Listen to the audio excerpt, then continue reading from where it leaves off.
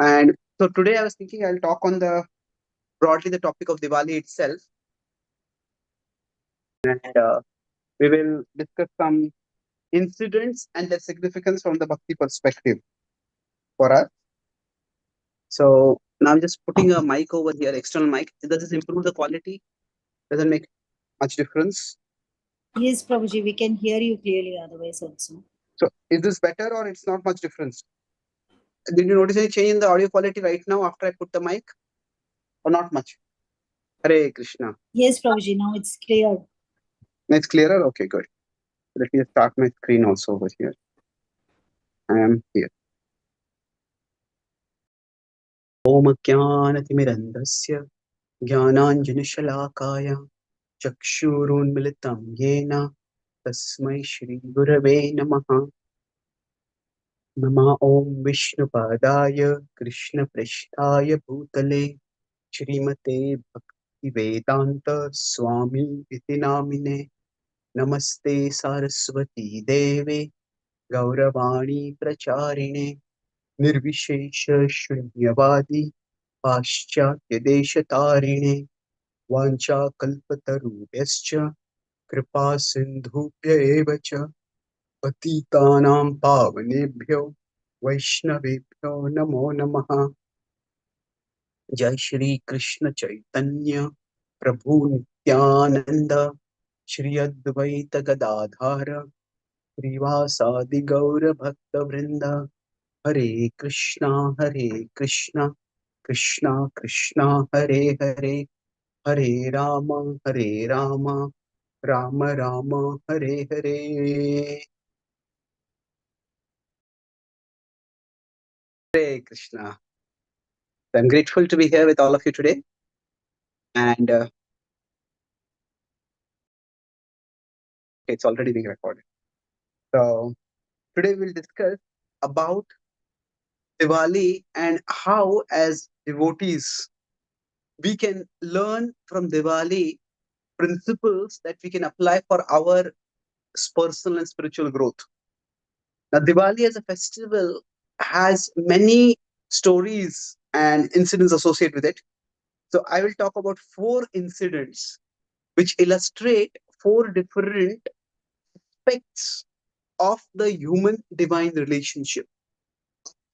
How a person can approach God and how a person can connect with God. So, now there are overall within Diwali festival, there are more than about 8 to 9 different stories associated. Eight to nine is conservative. It's almost like if we look at the broader significance, there are many stories associated with it. But I'll focus on 4 stories which illustrate some devotional principles. And I'll use this using how we can become more able in our devotion by seeing how great characters have acted.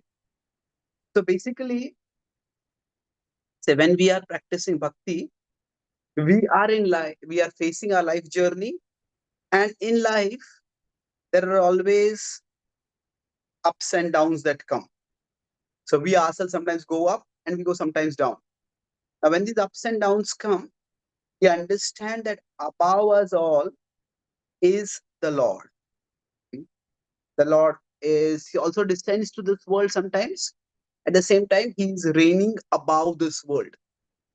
And we turn to the Lord and we can celebrate and we can worship and we can commemorate for different reasons. So generally, festivals, they have 2 aspects to it. There is celebrate and there is commemorate.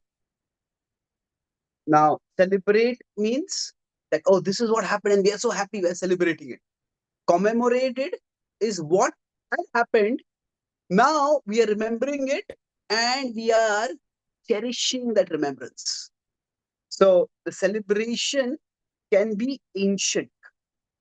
The particular incident that happened is in the distant past, but the commemoration can be perennial. Perennial means it can happen constantly, year after year, decade after decade, generation after generation, even millennia after millennia.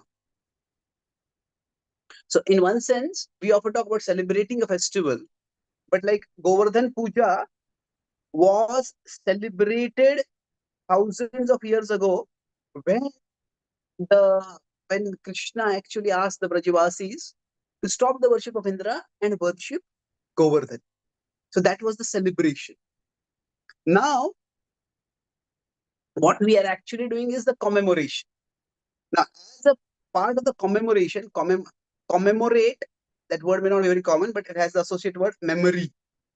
So commemorate is more like a formal remembrance. So a formal remembrance through a particular celebration. So that's commemoration, and we remember it. So and in sometimes we may reenact. So for example, in Govardhan, we do the Annakoot. Now Krishna is not in front of us, so we cannot have Govardhan being lifted up. We can create some drama in which some technological contraption we might do by which something is lifted up. But we replicate some part of it. We reenact some part of it. That is, we may reenact the the making of many mounds of food. So basically, we will talk about how the incidents that are celebrations of Ramayana that could be after the event, after the test has been passed, after the triumph has been attained. Hmm? And it can also be before the test. So able is the acronym which I'm going to discuss to illustrate. So after the triumph means, so this is associated with Ram Leela. When Lord Ram returns from the Vanavas, he first stops at Sugriva's place, Kishkinda, and asks Sugriva to take all his family, not just Sugriva, but all the Vanaras to take their family with him. Let's celebrate. You did such great service for me. I want you to join in the celebrations.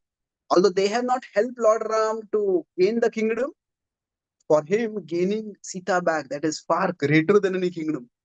He wants them to celebrate. So when they return, they stop at Sugriva's Kishkinda first, then they stop at Bharadwaj Muni's ashram and seek his blessings when they're going back to the kingdom. Then they stop at Nandigram, where Bharat is living. And from there, they go back to Ayodhya. So when they come back to Ayodhya, so that is the time in Ayodhya, lamps are lit for welcoming the Lord. And that is what is commemorated. So here, actually, both for the Ayodhya Vasis, the Lord has gone away.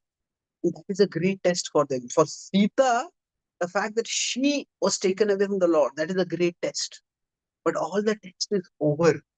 So it's like in a movie, generally, any kind of story that is there is a Western psychological trope called the hero's journey. That the whole, any story, it has one basic theme. It is that, or one or two basic variants. It is like there is a currently existing state, and there is a change from that state. The change may happen in that place, the change may drive a person out of that place, and then finally the person comes back to that place. So in one sense, Diwali with respect to Ram Lila is like the climax. Hmm? Climax, when like at the end of the movie, then maybe the villain is defeated, the hero and heroine are united, the whole family is reunited, and there is a joyous celebration. So the Govardhan, so the Ram Leela and the Deepavali that is celebrated is after something wonderful has been achieved. After, by the Lord's intervention, something special has happened. So to give an example, if we are having a temple project, so we could have a celebration when the temple construction is completed and the temple inauguration is happening. So it's like the battle has been fought, the inauguration is like the climax. On the other hand, with respect to temple inauguration, we could even have the stone breaking, the Bhumi Pujan ceremony. Now, when we have that, that is not the climax, that is the start. And in one sense, from the stone breaking to the inauguration, there is going to be a struggle. In fact, there may be many struggles. So, in one sense, one celebration of Ram Lila of Ayodhya, sorry, of Diwali is after when the climax is going to happen. But the other celebration that is associated with Diwali is the opposite. Here in Govardhan Lila, it is that something dramatic is going to happen now. It is not that the Lord has shown his power, it is more that the Lord is asking the devotees to put faith. Like when we are going to build a temple, we may say, no, we are just a small community of devotees. How are you going to build a temple? How are you going to get all this?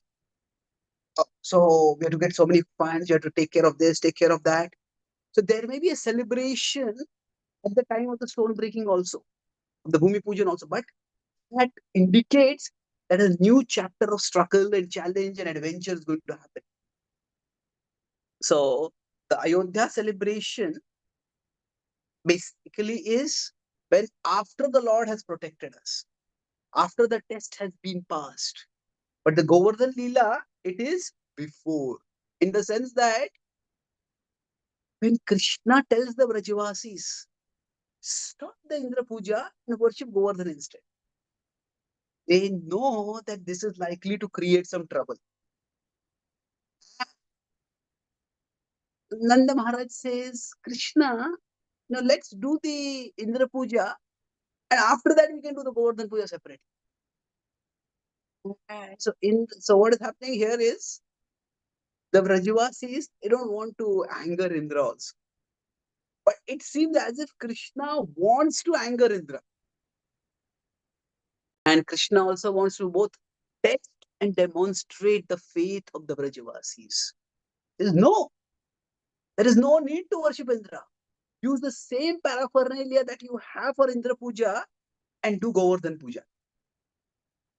Is is a remarkable thing.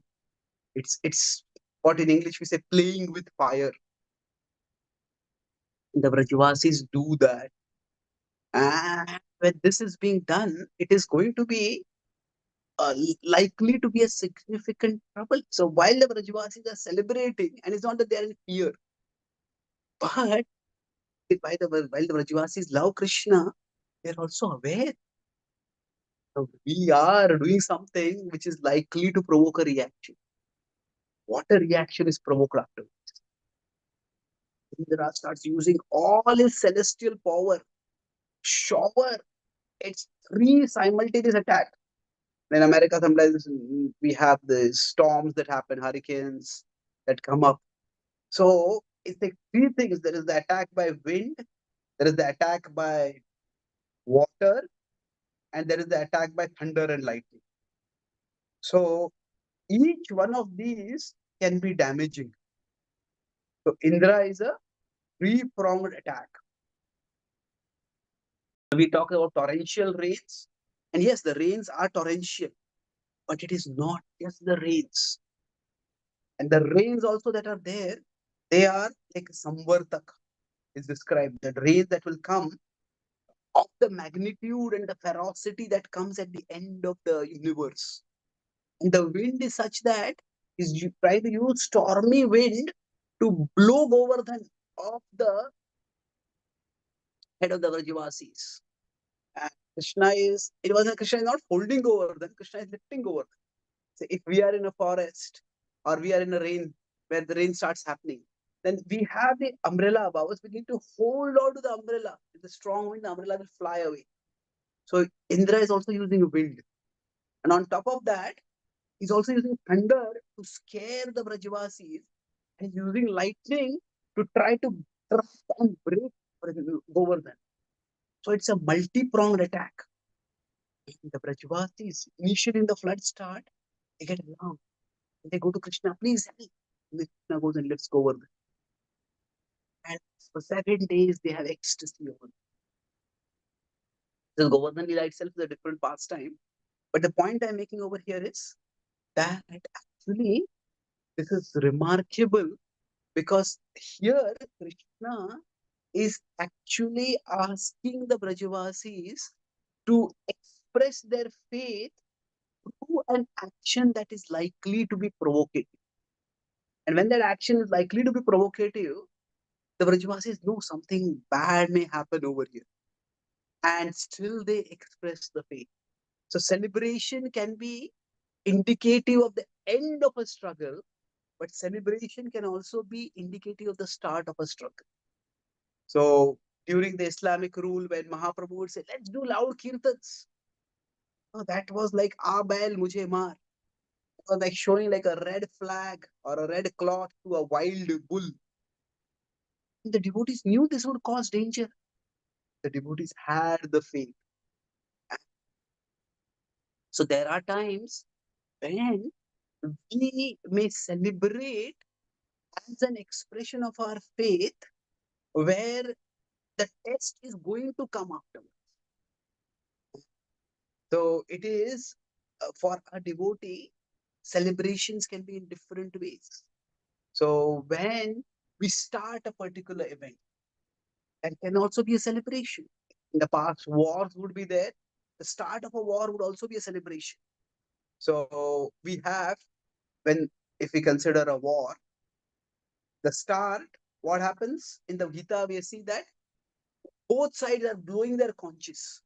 And it's the warriors are blowing conches, but there are others who are also blowing drums, who are beating drums, and there's so many other instruments. So there is a celebration at the start. Now, this celebration is not of victory, it is a celebration based on faith, on confidence that we will win. And then at the end of the war, when victory is attained, there can be another celebration. So it's almost cyclicity. Diwali is a broadly encompassing festival where both faith before, after the test is over, and faith before the test begins. Both are commemorated. Both there are two distinct dynamics of how a devotee can express faith. So when Srila Prabhupada went to America, there was no celebration. When Prabhupada came back from America, especially in 1970, at that time he brought busloads of devotees with him, Western devotees.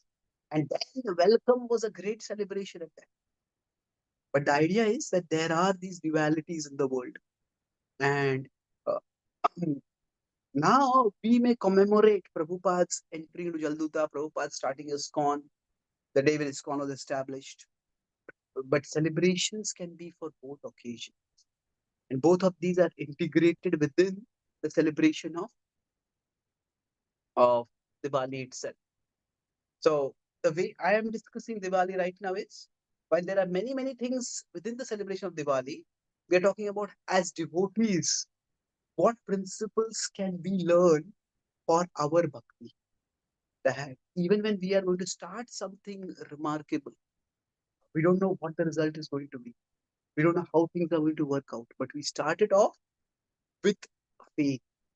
Now the Brajavasis had no idea that Krishna could lift Govardhan and that's what Krishna would do. No idea how Krishna would actually deal with Indra when Indra would get angry. They had some sense that Indra would get angry. They had no idea how angry Indra would get. But in general, if we want to be a teacher, if we want to be a preacher, it means making choices. And choices means that we can't make everyone happy. It's just not possible. We would like to, but it is impossible. We will make some people unhappy. So we don't want to deliberately go out of our way to make anyone unhappy. But this is just unfortunate reality. So if you want to make everyone happy, stop trying to be a teacher. Start being a ice cream distributor. Not even ice cream seller. Just distribute ice creams. Just distribute sweets. And everybody will smile and be happy. No, that's not what devotional service is. So sometimes we provoke some people. We don't want to deliberately provoke people. Now, interestingly, Krishna deliberately provoked Indra. And that was so that Indra would himself become aware of how far his anger, his arrogance, his entitlement mentality would take him. But Govardhan Lila itself is a completely different story. I don't want to go into that too much.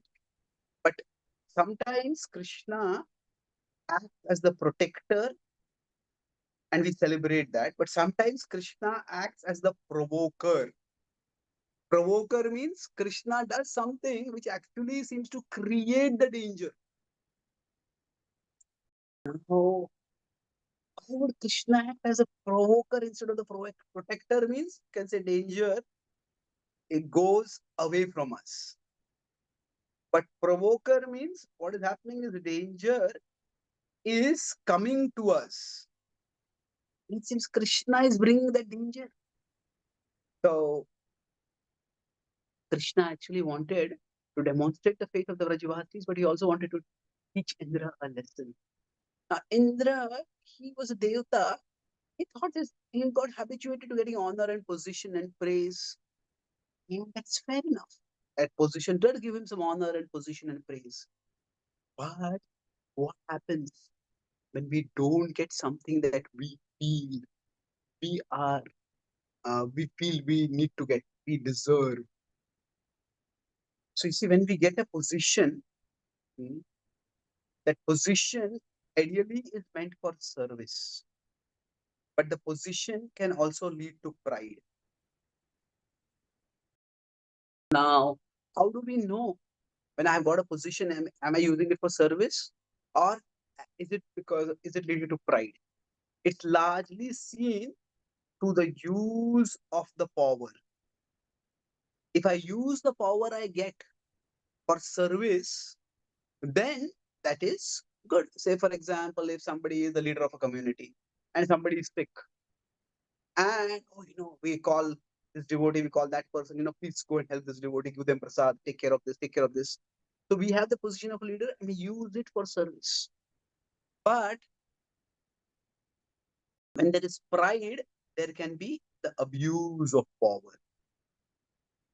This person decided, dared to challenge my authority. I made one decision, this person dared to express opposite opinion. Now I will show them the consequences of going against me.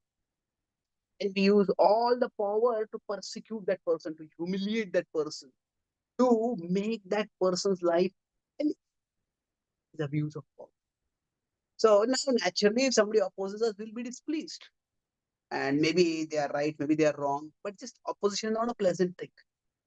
But what do we do with our power? One thing is personal displeasure or personal annoyance, but the other is the abuse of the power to express that annoyance. And that is what Indra did. And later on, after 7 days, when all his power got exhausted, so when he realized, hey, done. Okay, it is annoying, it is angering that okay, there was a puja meant for me, that puja is not done for me, and somebody else is for whom the puja is done. Say like the chief minister or the prime minister of a country is supposed to be invited for some festival, and then suddenly the invitation is cancelled. The invitation is cancelled, and then what happens? When the invitation is cancelled, instead, normally the VIP may cancel the invitation saying, I don't have time to come, my schedule doesn't fit in. But if the VIP's invitation is cancelled by the organizer, the VIP will be annoyed. And then some local unknown person from the same village says, you be the chief guest. VIP will get annoyed. You replaced me with this. This person. In romantic love, when there is a love triangle, you replaced me with this person. There is anger toward that person. So, and there's of course anger to whoever has replaced us and whoever we are replaced by. But okay, that anger is understandable. But what do you do? Say the chief minister is not invited for some inauguration festival. Chief minister do? He says, okay, drop a nuclear bomb on that village and destroy that village. It's ridiculous. That is abuse of power. So if say in some place some temple is to be inaugurated and XYZ is expect that I should be invited as the chief guest or the guest of honor, and that person is not invited. And then that person says, okay, no one else should go there. No funds should be given over there. All their channels should be cut off. Sabotage their project completely. Hey, what is this? Yes, there could be hurt feelings, but the abuse of power was horrendous. So what happens is, does Krishna provoke over here? Krishna provokes. The purpose of provoking is to introduce Indra to Indra. That means Krishna through this shows Indra how demoniac he has become. He's not a demon, but the demoniac mentality has taken over. So how demoniac he has become, how there's a demoniac abuse of power. And then Indra is humbled by that. Sometimes when a patient is in denial, the patient doesn't realize that I'm so sick. So the doctor has to sometimes show the patient how sick they are. Sometimes the doctor may give a medicine which actually seems to worsen the condition. And then what is happening? Treatment is worsened. No, treatment is not worsened me. The treatment has actually removed whatever was enabling me to deny my condition. And then after that, the treatment can be taken seriously. So when Krishna provokes, there is a reason for that. But it's what happens is, in some ways, like there is Krishna on one side, Indra on other side. And Krishna wants to teach a lesson to Indra, and Indra wants to show his power to to Krishna. And what happens is the Vrajavasis, they are caught in the crossfire. They are caught in the crossfire, but they are ready to be caught in the crossfire. They have faith in Krishna. And this shows that Krishna is provoking for a particular purpose to teach Indra a lesson, to demonstrate the faith of the Vrajavasis. But the point is, sometimes Krishna may ask us to do something challenging. And say in a place where there is a lot of opposition. And there, when when Prabhupada told the devotees to go to the communist countries and preach, like provocative, they are aggressively, violently anti-religious. And there we go and preach. If Prabhupada has a desire, the communist government has a desire, and the devotees get caught in the crossfire. Prabhupada is telling them, do this. The communist government is saying, we'll destroy you, we'll torture you, we'll persecute you if you do this. But it shows the devotees' faith. So sometimes, so the devotion is not just about, oh, Krishna is so kind, Krishna has protected me. Sometimes it may be that Krishna puts us into danger. So of course, when we celebrate Govardhan Puja, it is like the celebration before the danger. But that does not mean that we should not celebrate. That yes, sometimes the danger also helps us to see how Krishna protects us in miraculous ways. So there is this dimension also, that sometimes before the storm, before Krishna's intervention and Krishna's protection, there may be a celebration. Now the third is, I'll talk about two more. L, I will use the acronym ABLE, ABLE. L is lost. Lost means when somebody feels that they are lost. Somebody feels that they are abandoned by God. Somebody may even feel that they are betrayed by God. And that is the story of Bali Maharaj. In this, in Diwali, one of the occasions is also Bali Pratipada. So Pratipada is a variant of the word Prapadyante. No, it's not a variant of that, but the idea of Prapadyante is there over there. That when Bali surrenders, you see what is his surrender? It's that the Lord has actually not protected him, the Lord has betrayed him. That to surrender is very difficult. If the Lord comes to him not in the form of a Kshatriya, but in the form of a Brahmana, an innocent looking brahmachari, Bala brahmachari at that. He says, I just want 3 steps of land. It's like the level of the deception that the Lord does over there. First is in the appearance. Somebody comes as an enemy, dressed as an enemy, a warrior about to attack. The Lord comes in appearance is a very sweet, innocent. He's a Bala brahmachari, and he looks so radiant, so effulgent. The appearance will lower the guard. Oh, you are a venerable person. I want to offer you something. Then after the appearance, there are the arguments. There's no exactly argument, but the you could say the affirmation, the word that he speaks. He says, I just want 3 steps of land. And Vaman, sorry, Vaman Dev says, I want 3 steps of land. And Bali Maharaj says that, please take more. I'm capable of giving you much more. Then the affirmation, the argument, the assertion, what the statement that he makes is, today, if I'm not satisfied with 3 steps of land, I'll never be satisfied. He gives a discourse on greed and how one should not be greedy. And then, so that is actually further lowering the, oh, this is really a very content Brahmana. He is such a wonderful Brahmana. He doesn't want anything. Then, after that, there is the action. The action itself, what happens is, there is sudden expansion. Expansion, what does he do? He expands 3 steps so that in 2 steps only the whole earth and heavens are covered. The third step, Bali Maharaj has to give his own head. So this is, you could say, total cheating. Say we are going in a car and there's a beggar on the street and the beggar knocks on the window. Sick. Say what? Hey, what do you want? He was 1 rupee, he wants $1. And we open the window and he says, Kya? ये एक आपका car दे दो मुझे. Just give me your car. What nonsense! I'm not going to give your car to me. I said, you told me. I said, give me one.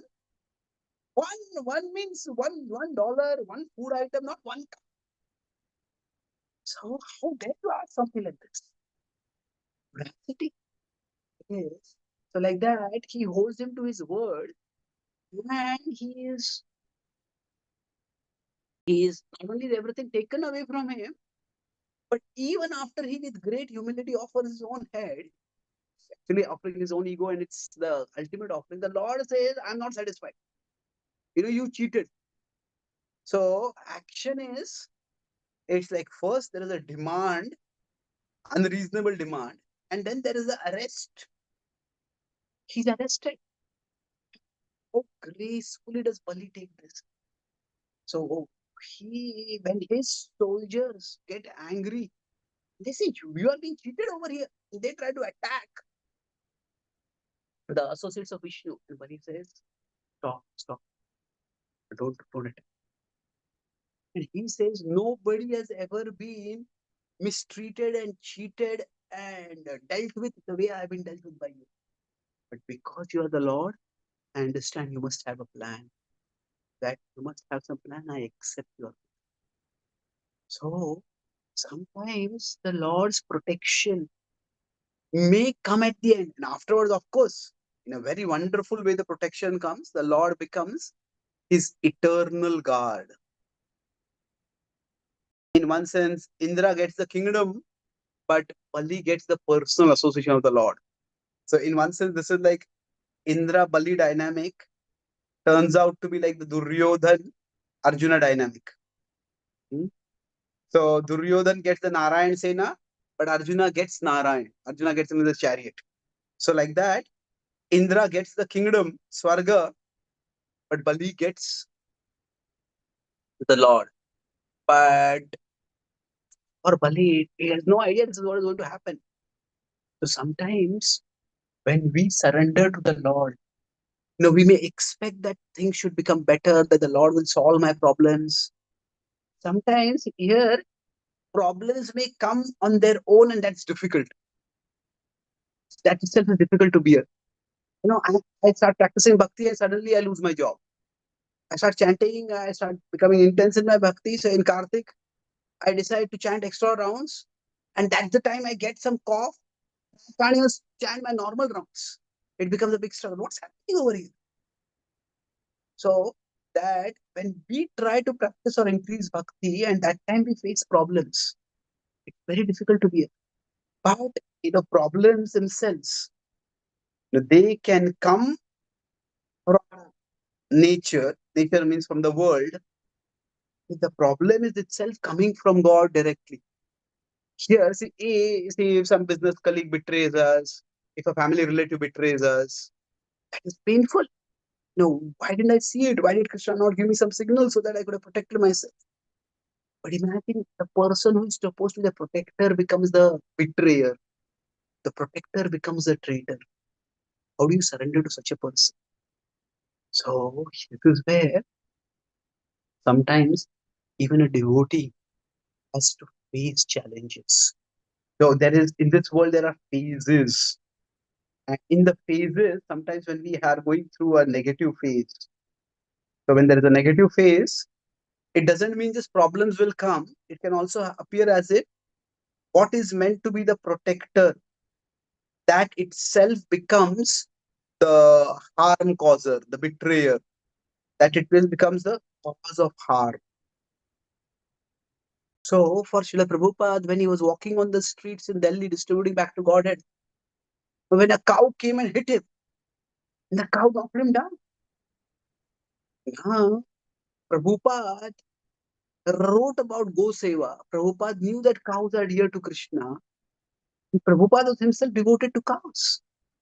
And yet, that object which he venerated, that very object came and hit him on the streets. So, it's very difficult to bear at such a time. So, when Srila Prabhupada was hit by a cow, another time he fainted. He had a sunstroke because the heat was so great. At least that is nature. Do something. But something which is religious, something which is devout, something which is like a sacred symbol, doing it is very difficult. So for us, sometimes we don't have direct interaction with the Lord, but sometimes some devotee we may trust. That devotee itself may do something which hurts us. Very, very difficult to bear. But Bali Maharaj remains surrendered even during that time. So tam stitikshasva bharata. That Kaunteya pratijani name bhakta pranashyati. Krishna requires Arjuna to make this declaration that my devotee will never perish, because there are times when it appears as if there is pranashyati. It appears as if the devotee is going to be destroyed. So we need to hold on to that faith. So Bali Pratipada is also a remembrance of the extraordinary nature of the human divine interaction. And for some of us, it is when these kind of things happen, it's very difficult. When I grew up, for several years of my early childhood, we never celebrated Diwali, because what had happened when I was a two, that some of you know I have a scar on my face, so that scar came from Diwali. A firecracker, a rocket got misdirected, it burned my arm and it burned my ears. So and it was a family member who had actually put the rocket, and when they put the rocket, they tried to put it vertical, but somehow the ground on which they had put the rocket, there was some stone under it that they didn't notice it. So after the rocket was lit, the rocket was initially vertical, but suddenly it turned. It turned, and then when I was one, I got polio. When I was two, this hit me. So when the rocket came, everybody around ran away, but I couldn't run because of the polio, and I was just burned. So I don't remember much of this. Unfortunately, I don't have any uh, because I don't have any memory, so I don't have any like phobia for fire or anything like that. But for my parents, it brought very terrible memories. What I appreciate is that although those memories were there, but my parents, they didn't, they're not really very devoted in the sense of like sadhakas, but they were pious, they were devoted in their own way. And in spite of something happening like this in a religious festival, they didn't give up their faith. And that was a big lesson for me that sometimes the way things happen in life, we just can't know it. We need to go through that phase and accept that phase. So when we are trying to do something for Krishna, we are doing something sacred, and that thing itself turns against us. At that time, to stay devoted, to stay surrendered, it is a difficult thing to do. And Bali Maharaj reminds us of that. And then the last part talk about is so in the acronym ABLE. So so E is when there is ecstasy.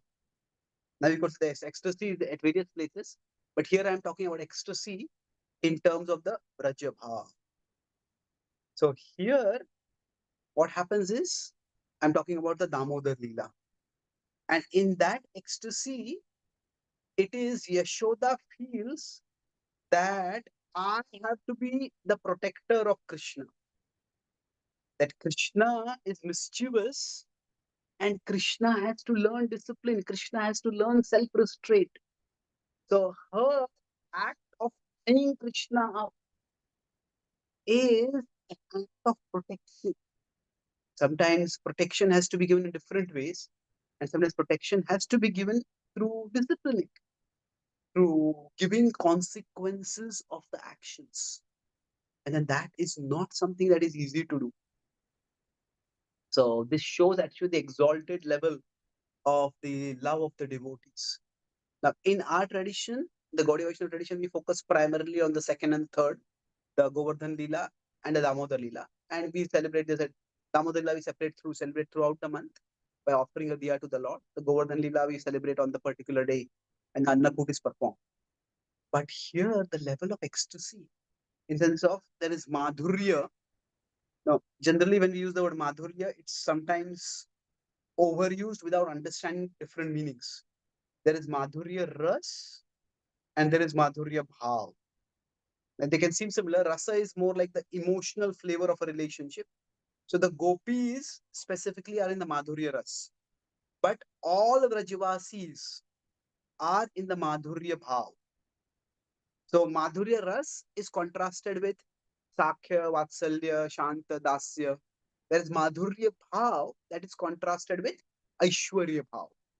So in Vaikuntha, there is the Aishwarya Bhav. So even if you consider Lord Ram's relationship, there's more Aishwarya. Bali and Vamana, there is more Aishwarya. But in Vrindavan, there is the Madhurya. So the Madhurya that is there, it is something which is so extraordinary that Yashoda Mai starts thinking, if Krishna is mischievous, Krishna steals butter like this, then he will develop a habit of stealing. And if he develops the habit of stealing, then he will steal not just in our home, he'll start stealing in others' homes. And then he will become infamous as a robber, as a thief, will spoil his reputation in Vrindavan. And when that spoils his reputation in Vrindavan, in future, when he becomes of marriageable age, nobody will give their daughter in marriage to him. And it will be a disaster. So to stop that disaster, I have to punish Krishna. So this is how love works. Small action, we look deep into the future, far into the future, of how that action will result. So when Yashoda Mai, she ties Krishna, that is almost the reversal of the normal way protection happens. There, normally the devotee turns to the Lord for protection. But here it is the devotee thinks I have the responsibility of protecting the Lord. And the devotee does what is required for the protection of the Lord. It's almost like in Damodar Leela, Krishna is put into inconvenience. Now, Krishna has done certain actions because of which he's put in inconvenience. but Krishna is put into inconvenience for the sake of service. Vishudamai has a service, and that is the Madhurya Bhav. Srila Prabhupada generally recommended that we worship in Aishwarya. First, we need to understand the mood of Dasya, and then afterwards, we can move towards further things. But there are times when Prabhupada also had this mood when the Jew temple was in danger.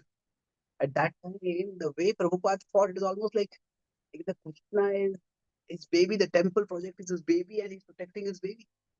When Prabhupada said to the deities, you know, please come and stay in this tent for now. I will build a temple for you in the future. Some people may consider cynically it's just like a political land grab strategy. Every religious group does that in India. That even if the land is not legally yours, Muslims have this Waqf Act by which any land is declared to be Muslim land that will be theirs and nobody can challenge it. Christians also adopt it that wherever they want, they build a church. Afterwards, once the church is built, nobody can oppose it. So at one level, we might see it as just a political land grab strategy. But Prabhupada's consciousness is completely different. It was not a land grab because Prabhupada, first of all, wanted a fair transaction. He was ready to give the money that was required for the land. But the landowner who was duplicitous, he wanted to take the money and not give the land also. So then Prabhupada said, he will have to go over my dead body if he wants to steal the land that is meant for Krishna. And Prabhupada prayed to Krishna, please come and stay over here. It is, I will build a grand temple for you. So that is Prabhupada taking on the mood of a protector of Krishna. When the devotees were attacked, there was an attempt made to demolish the temple, and some of the mm, surroundings of the temple structure were demolished. Prabhupada became like a warrior for protecting Krishna. So this is also at the level of ecstasy. The word ecstasy is a very broad word, but I am talking here ecstasy specifically in terms of the role reversal. The ecstasy in Vraja, what the ecstasy does to is role reversal. Role reversal means that instead of the Krishna protecting devotee, what happens is it is the devotee who is protecting Krishna. So this is the special mood of the Damodar Leela. This is the special mood of Vrindavan. And this is the special mood that we assume when we are trying to do service in this world. Ultimately, Krishna doesn't need us. Krishna can do everything that he wants in the spiritual world and even in the material world. But in the material world, we all have been given some services. And it is our responsibility to protect that service.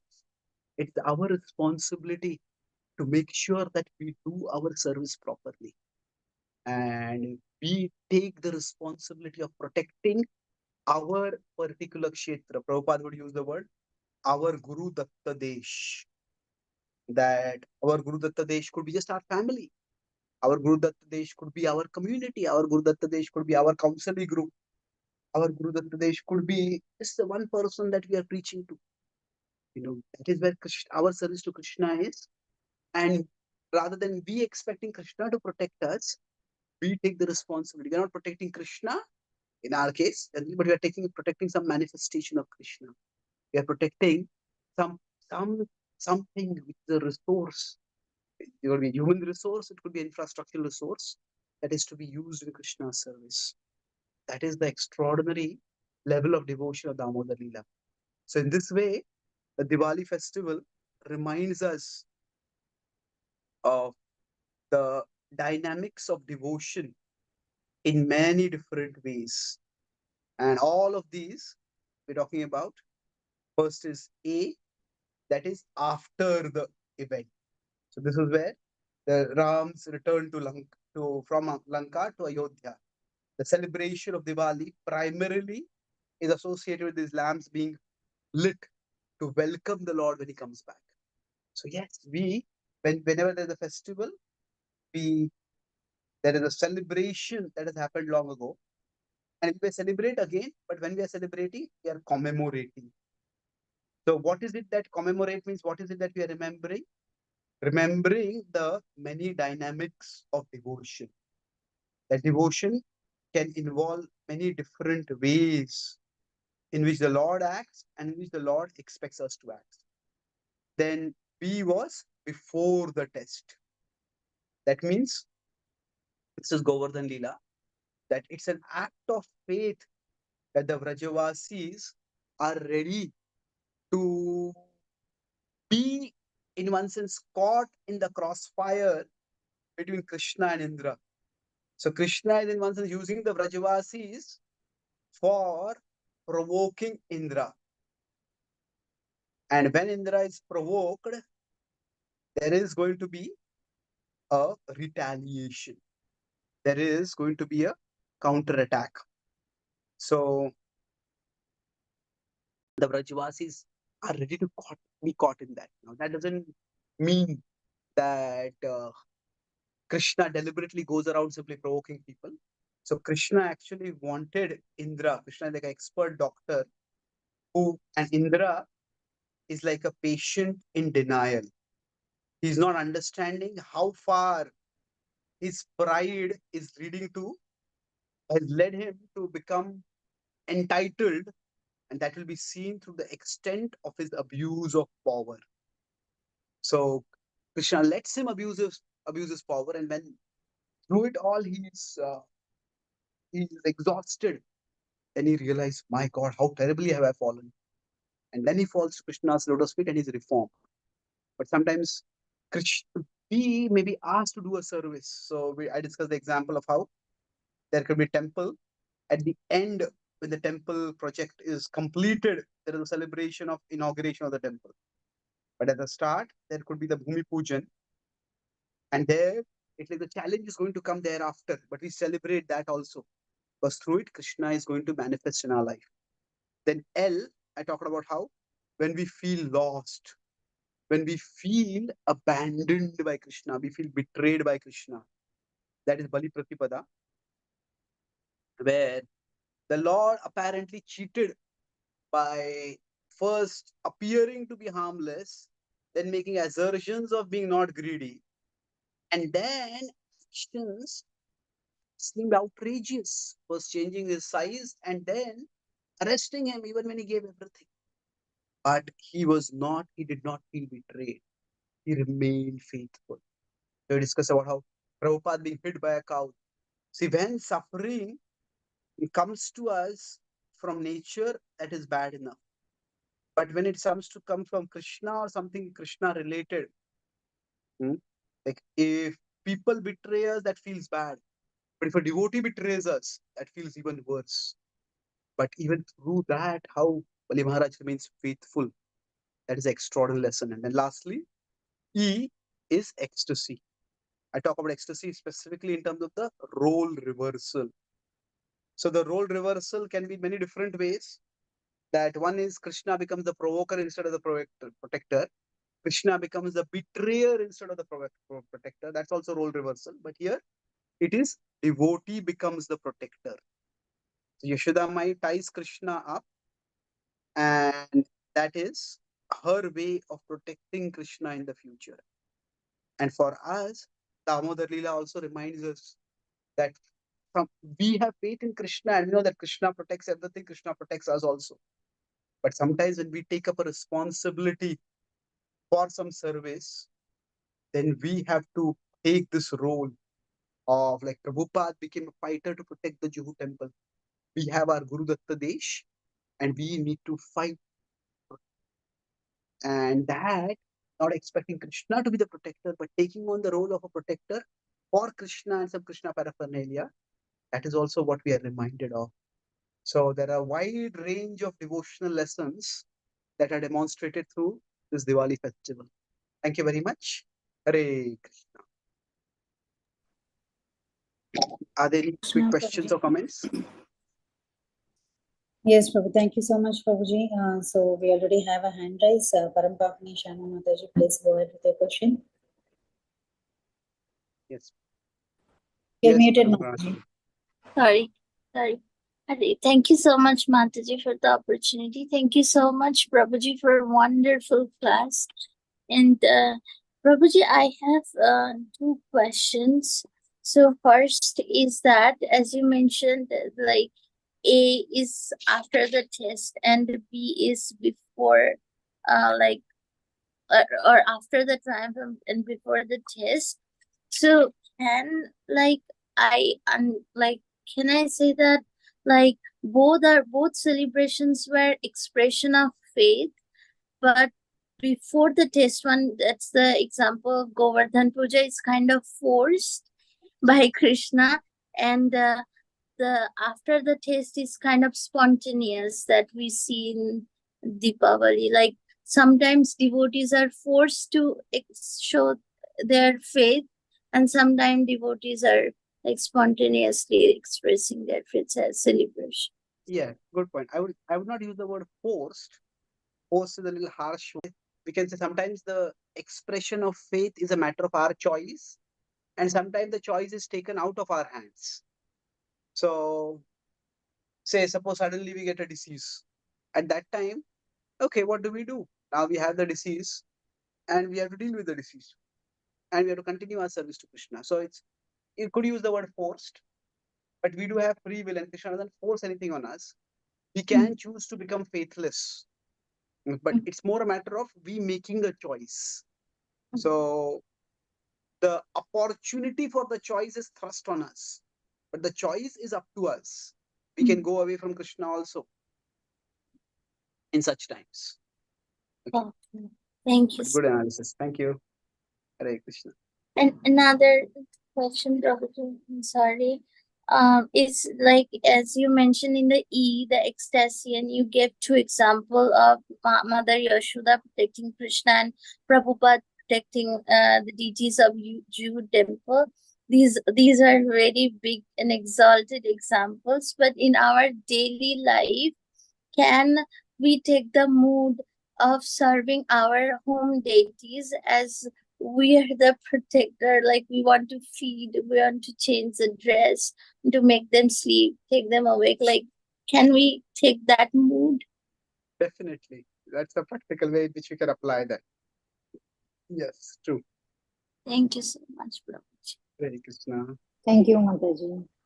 So yes, Prabhuji, I also like the way you said about the difference between the rasa and bhav. So, so can you just tell once again that difference, Prabhuji, so that I will be more little clear of that. Okay.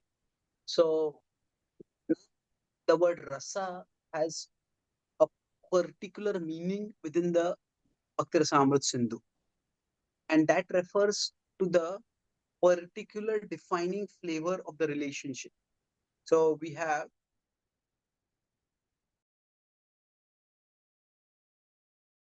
that can be with the other rasas in the sense of Aishwarya, sorry, not of Vatsalya or Sakhya or whatever. So if we consider that words themselves have different meanings, we consider condition. So the opposite of condition or conditional could be unconditional. So where condition refers to like terms. And so this is a conditional agreement. This is unconditional agreement. Conditional or unconditional. But then condition can also refer to a state. Now, so if the room is not in a good condition right now, oh, we have to clean the room, we have to organize the room. So there, in case, you could say the opposite of condition as adjective, conditional would be unconditional.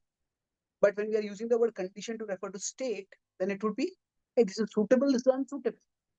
So if we may practice unconditional devotional service in the sense that whether we are in prosperity or adversity, we will still practice bhakti. But unconditional devotional service does not mean that we let the condition of our altar go into a terrible condition. No, it's not that, okay, I have no space, so I'll put my altar in my dustbin. No, if some terrorists are attacking and we have to hide the signs of our religious devotion, in extreme situations we might do that. But no, just because bhakti is unconditional does not mean we can put the altar in any condition. It means in whatever condition I am in, I will practice bhakti. So the words have different meanings. So generally, we can understand the meaning by looking at the contrast. That's why I give the contrast that rasa, madhurya rasa can be contrasted with other rasas.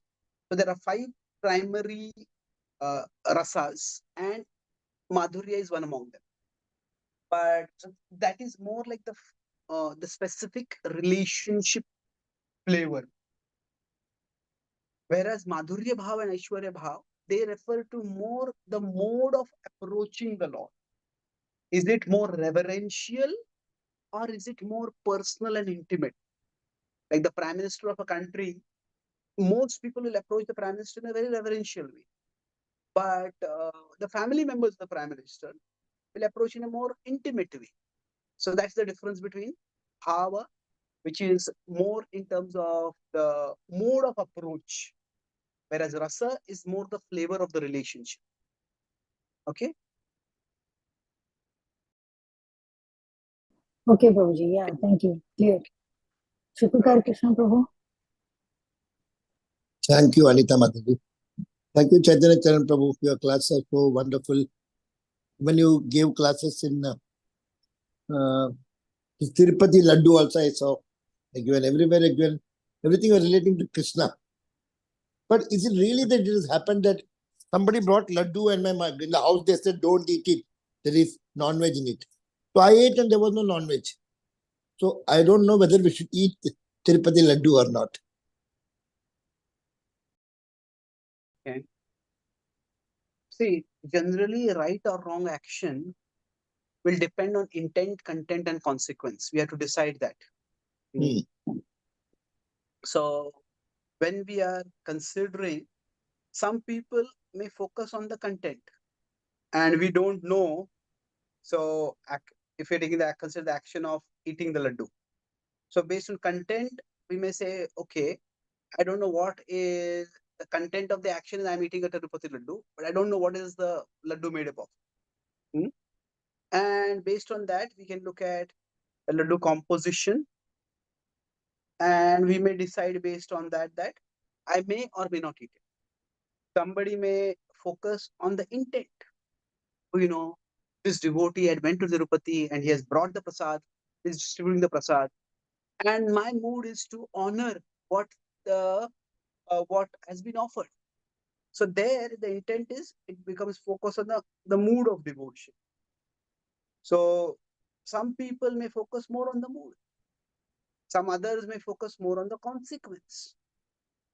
So, if say we are in a political rally where the political rally is organized to express concerns about the way there are some malpractices in the making of the laddu, there we will not eat the laddu, although we may still respect Tirupati Balaji and we respect the Tirupati laddu, but we say that okay, that particular case, I should not be eating this. So we can look at the consequence.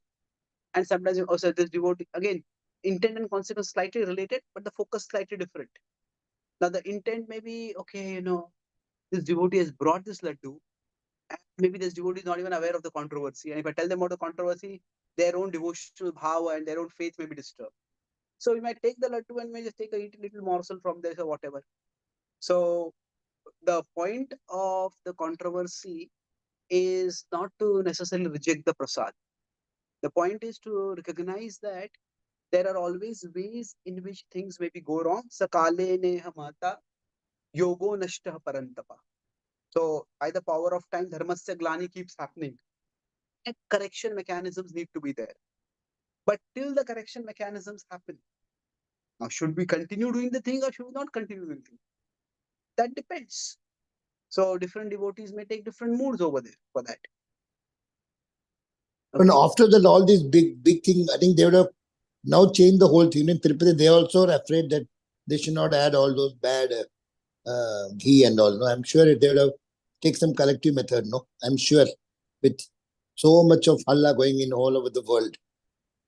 Okay, see, the thing is that pure ghee is prohibitively expensive. Hmm? If Hmm. you look at the economics of it itself, first of all, if we just want to take a milk and make ghee from only from that, the Hmm. amount of milk and the amount number of cows that are required, the number of ghee that is going to come from it, that is going to be very, very limited. And we Hmm. will need literally the number of laddu that are made, we will need not just thousands but millions of cows for that. So to expect completely pure ghee to be there, Not possible. it just from the logistics perspective, it is not likely to happen. But just because something is not pure does not Ah. mean that there can be any level of impurity to it. Hmm. So there have to be some boundaries to, if we want to mix some items in the ghee, what can be mixed. So I think definitely some precaution has been taken so that at least those kind Yeah. of prohibited items or items which are completely anti-devotional are not included in it. So I Maybe don't think we little should make it a principle that we will not take laddus at all, but we need to be aware. So cheap, one as you thing said, it's a which, cheaper ghee. Maybe it's a cheaper ghee. It's a little cheaper ghee they will make, and not see, against the see, devotional. when you say cheaper ghee means ghee mixed with other things. Yeah. So there's no such thing as a cheaper ghee, because then we have to use, Hmm. we are just redefining the word ghee itself. Yeah. So there will be other things within the ghee, but we can make sure that what is mixed with the ghee is shouldn't be non-veg. That's Ah. like a basic requirement. So yeah. Yes. So one thing that has happened is many our ISKCON temples are also become more aware now that when we buy ghee, are we just buying ghee from commercial vendors, or are we buying it from people who are more dharma conscious? Ah. And are we taking care? So that kind of vigilance in our temples is happening. A lot of uncovering is researches, investigations have been done to see how there are malpractices in the making of ghee. And in that sense, what is being exposed and what is being done to deal with it is overall positive. Although what happened was quite painful and shocking, Hmm. but I think good is coming out of it in the long run. Prabhu, one more thing, Prabhu. You are so much with the exacting happening around the world. I think you are a person in touch with everything. Is it true that in 2025, a bigger corona coming bigger than the last one? Have you heard about this? It's going to be very dangerous. But for devotees, of course, Krishna will protect. But it's going to be a lot of 65 million. Europe will get washed off, and 2028 is the third World War.